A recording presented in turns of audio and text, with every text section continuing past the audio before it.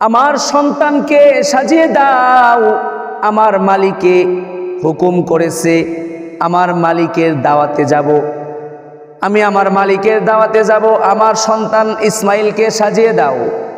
বিবি হাজেরা সুন্দর জামা কাপড় পরিয়ে শিশু ইসমাইলকে বাবার সঙ্গে দিয়ে দিলেন। শিশু ইসমাইলকে হযরতে ইব্রাহিম আলাইহিস সালাতু ওয়াস সালাম নিয়ে যাচ্ছে মিনার দিকে। বিবি হাজেরাকে শয়তান এসে ওয়াসওয়াসা দিচ্ছে। বিবি হাজেরাকে বলতেছে, এই হাজেরা, তোমার ছোট্ট ইসমাইলকে কোথায় নিয়ে যায় তুমি কি জানো? বলতেছে, হ্যাঁ আমি জানি, আমার স্বামী মালিকের দাওয়াতে যাচ্ছে। শয়তান বলতেছে, মালিকের দাওয়াতে যাচ্ছে না, তোমার সন্তানকে জবাই করবে। তখন বিবি হাজেরা ডাক দিয়ে বলতেছে, একজন বাবা হয়ে কখনো সন্তানকে জবাই করতে পারে না, একজন বাবা হয়ে কখনো সন্তানকে জবাই করতে পারে না। শয়তান বলতেছে, মালিকে হুকুম করছে, আল্লাহ হুকুম করছে, তোমার সন্তানকে হযরতে ইব্রাহিম কুরবানি করবে, জবাই করবে। বিবি হাজেরা বলতেছে, শয়তান আমাকে ওয়াসওয়াসা দিতে এসেছিস, আমাকে কেন ধোঁকা দিতে আসছিস? আমাকে ধোঁকা দিতে পারবি না।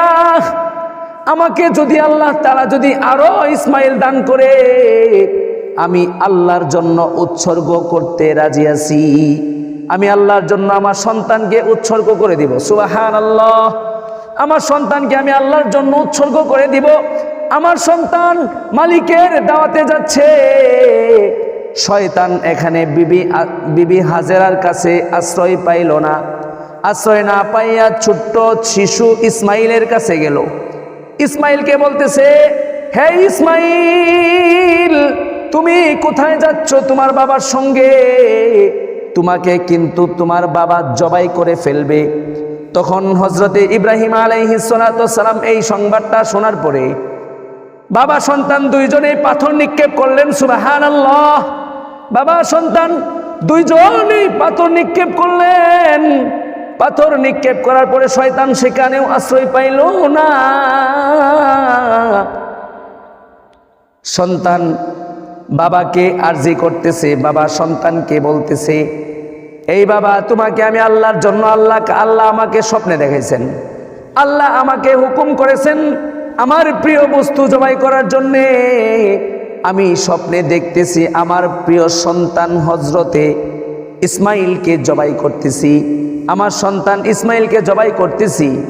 ছোট্ট সন্তান ইসমাইল বলতেছে, বাবা, আল্লাহ আপনাকে হুকুম করেছে, আল্লাহ তাআলা আপনাকে হুকুম করেছে, তাড়াতাড়ি আপনি আমাকে জবাই করেন। জবাই করার আগে বাবা, আপনি আমার দুইটা কথা শুনেন। এক নাম্বার কথা হলো, আপনি একটা রশি দিয়ে আমার হাত পা গুলো বেঁধে নেবেন। আরেকটা কথা হলো, আপনি একটা কাপড় দিয়ে আপনার চোখগুলো বেঁধে নেবেন। হাত পা গুলো এটার জন্য বেঁধে নেবেন, কারণ হচ্ছে আমাকে যখন জবাই করবেন, তখন যদি আমার হাত পা গুলো যদি নাড়াচাড়া করে, তখন আমার হাত পা গুলো যদি আমার বাবার শরীরে লেগে যায়, তাহলে তো আমার আল্লাহর সাথে না হয় আমার বাবার সাথে বিয়াদবি হয়ে যাবে। সেজন্য আপনি রশি দিয়ে আমার হাত পা গুলো বেঁধে নেবেন। আরেকটা কথা হলো, বাবাকে নেকড়া দিয়ে বাবাকে চোখগুলো বাঁধার জন্য কেন বলা হয়েছে? বাবাকে বলতেছে, সন্তান বলতেছে, বাবা, আপনি যখন আমাকে জবাই করবেন, তখন তো আমি আপনার কলিজার সন্তান।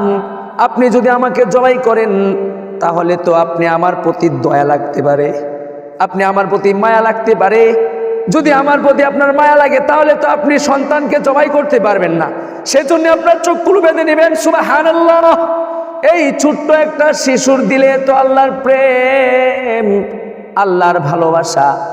এই সন্তানকে আল্লাহ তাআলা তো কুরবানি, আল্লাহ তাআলা তো হযরতে ইব্রাহিম আলাইহিস সালাতু ওয়াস সালামের অন্তর দেখছেন, ইব্রাহিম আলাইহিস সালাতু ওয়াস সালামের তাকওয়া দেখছেন। হযরতে ইব্রাহিম আলাইহিস সালাতু ওয়াস সালাম ফাঁস হয়ে গেছে। আল্লাহ তাআলা তার অন্তরের খবর আল্লাহ তাআলা জানেন।